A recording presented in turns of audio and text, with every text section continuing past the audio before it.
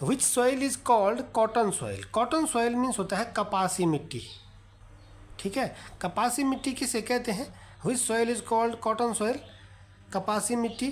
तो इसके लिए सिंपल सी ट्रिक है, का से कपास और का से काली, ठीक है। तो कपासी मिट्टी किस मिट्टी को कहते हैं?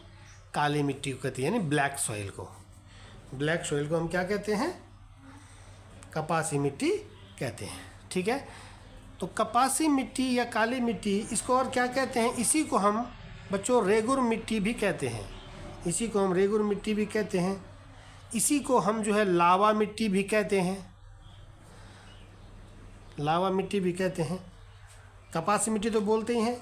कपासी मिट्टी क्यों बोलते हैं? क्योंकि इसमें कपास की खेती अच्छे से होती है। क्वेश्चन भी बनता है कई बार कि किस मिट्टी में कपास की खेती अच्छे से होती है, तो काली मिट्टी में। तो कपासी मिट्टी हमने बोला इसको रेगुर मिट्टी भी कहते हैं, लावा मिट्टी भी कहते हैं, और स्वतः जुताई वाली मिट्टी भी कहते हैं। स्वतः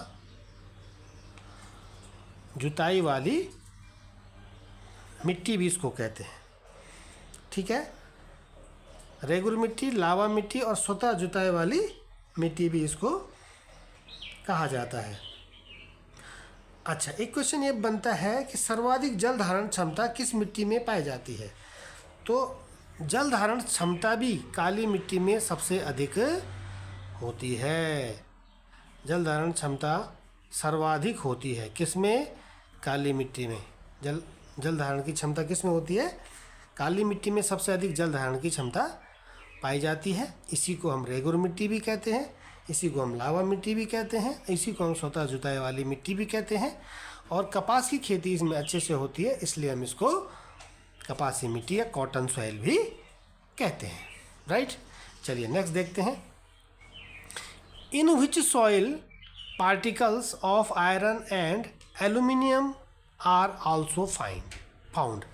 इन विच सॉइल, किस मिट्टी में particles of iron and aluminium, यानी आयरन और एल्यूमिनियम के पार्टिकल्स आर आल्सो फाउंड, यानी वो भी पाए जाते हैं। क्या? आयरन और एल्यूमिनियम के कण भी पाए जाते हैं। किस मिट्टी में? लोहे और एल्यूमिनियम के कण पाए जाते हैं। Red soil, black soil, laterite soil, alluvial soil, ठीक है। तो बच्चों रेड सॉइल जो होती है, लाल मिट्टी, इसमें पाया जाता है आयरन ऑक्साइड, इसमें पाया जाता है आयरन ऑक्साइड के पार्टिकल्स पाए जाते हैं, ठीक है। और जो लेटेराइट सॉइल होती है, ये हमारा आंसर यही होगा, laterite soil.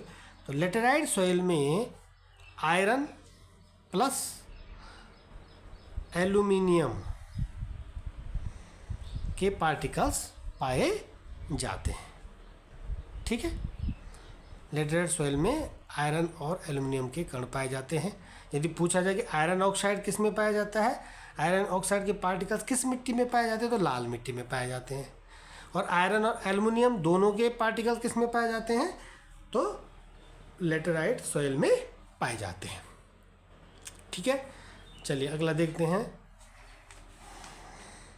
By what method can soil erosion be prevented, यानी किस मेथड से सॉइल इरोजन को रोका जा सकता है। सॉइल इरोजन मीन्स क्या होता है? मृदा अपरदन या अपरदन, ठीक है। मृदा अपरदन यानी मिट्टी का कटाव, मिट्टी का कटाव। जब मिट्टी अपने स्थान से कट जाती है, ठीक है, अपने स्थान से हट जाती है, तो उसको सॉइल इरोजन कहते हैं। तो ये तो सिंपल है, लॉजिकल क्वेश्चन है, इसको तो हम अपने आप भी कर सकते हैं कि किस मेथड से, किस विधि से मृदा अपरदन को रोका जा सकता है, प्रिवेंट किया जा सकता है। By planting trees, by building a dam, by mining, by flood, ठीक है। तो बाय प्लांटिंग ट्रीज यानी पेड़ों को लगा करके, बाय बिल्डिंग अ डैम या डैम को बना करके, बांध बना करके, बाय माइनिंग खनन करके, बाय फ्लड बाढ़ से। देखो बाढ़ से तो मिट्टी का कटाव और ज़्यादा बढ़ जाएगा, माइनिंग से भी बढ़ जाएगा, ठीक है, खनन से, और डैम से भी जो है मृदा अपरदन को नहीं रोका जाता है, ठीक है। तो बाय प्लांटिंग ट्रीज इसका आंसर होगा, बाय प्लांटिंग ट्रीज यानी पेड़ लगा करके हम क्या कर सकते हैं, सॉइल इरोजन को प्रिवेंट कर सकते हैं, ठीक है। ये लॉजिकल क्वेश्चन था, इसमें आप न भी पढ़ोगे तब भी इसका आंसर लिख दोगे, ठीक है। कि पेड़, यदि हम ज़्यादा से ज़्यादा पेड़ लगाएंगे, ठीक है, अधिक से अधिक हम पेड़ लगाएंगे तो इससे क्या होगा, इसकी जड़ों से मिट्टी, इसकी जड़ें मिट्टी को पकड़े रखेंगी और इससे सॉइल इरोजन नहीं होगा। ठीक है, चलिए इस वीडियो में इतना ही। Thank you.